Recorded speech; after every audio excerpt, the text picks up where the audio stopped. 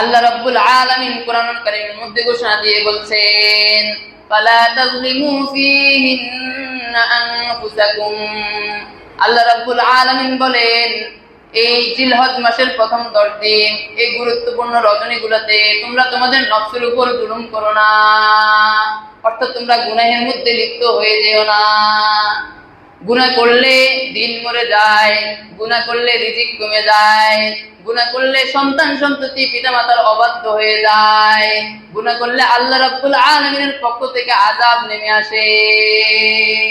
আল্লাহ রাসূল সাল্লাল্লাহু আলাইহি সাল্লাম হাদিসের মধ্যে বলেন, কুল্লু বানি আদম খাত্তা, প্রত্যেক বানি আদম হলো পাপিষ্ঠ, তবে ওয়া খায়রুল খাত্তাইন আত-তাওয়াবুন।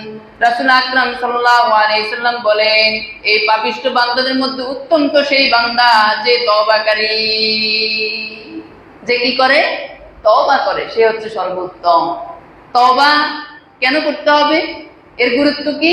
এ সম্পর্কে আল্লাহ তাআলা কোরআনে বলছেন, ইয়া আইয়ুহাল্লাযীনা আমানু তুবু ইলাল্লাহি তাওবাতান নাসুহা।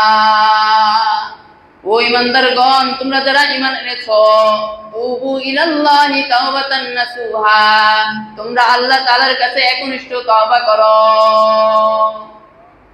আল্লাহ রাব্বুল আলামিন বলছেন তাওবাতান নাসুহা, একনিষ্ঠ তওবা করতে। কিন্তু আজকাল সমাজে আমরা একনিষ্ঠ তওবা কি সেটা বুঝি না। জুলফিকার আহমদ নকশবন্দি রাহমাতুল্লাহ আলাইহি তার খুতবাতু জুলফিকারের মধ্যে লিখেছেন যে তাওবাতান নাসুহার ব্যাখ্যা উনি 3টা করেছেন। একটি হচ্ছে, ব্যক্তি যখন গুনাহ করবে সে তার কৃত গুনাহের জন্য লজ্জিত অনুতপ্ত হবে, কৃত গুনাহের জন্য আল্লাহ তাআলার কাছে কান্নাকাটি করবে এবং ওই গুনাহটা ভবিষ্যতে সে আর করবে না, এরকম প্রতিজ্ঞাবদ্ধ আল্লাহ তাআলার সাথে সে হবে। এই 3টা কাজ যেই বান্দা করবে তার তওবাটাই হবে তাওবাতান নাসুহা। সুবহানাল্লাহ। তাহলে জানলাম কি আমরা? রাসূল বলতেছেন আদম সন্তান তারা সবাই পাপিষ্ঠ, তবে এই পাপিষ্ঠ বান্দাদের মধ্যে আল্লাহ তাআলার কাছে সর্বোত্তম কারা? খায়রুল খাত্তাইন, পাপীদের মধ্যে সর্বোত্তম হচ্ছে আত-তাওয়াবুন, যারা তওবাকারী, যারা তওবা করে নিজেরা গুনাহ করে বসে থাকে না, বরং লজ্জিত অনুতপ্ত হয়ে ক্রন্দনরত অবস্থায় আল্লাহ তাআলার কাছে দোয়া করে, আল্লাহ আমি ভুল করে ফেলেছি, আর এই ভুল করব না, আমার কৃত গুনাহের জন্য আমি লজ্জিত অনুতপ্ত, আমাকে ক্ষমা করুন।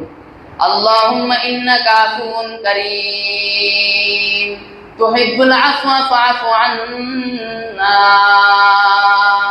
আল্লাহুম্মা ইন্নাকা আফুউন, ও আমার আল্লাহ, ইন্নাকা আফুউন, নিশ্চয় আপনি ক্ষমাশীল, তুহিব্বুল আফওয়া, আপনি ক্ষমাকে ভালোবাসেন, ফাআফু আন্না, সুতরাং আপনি আমাকে ক্ষমা করে দিন। কত সুন্দর দোয়া!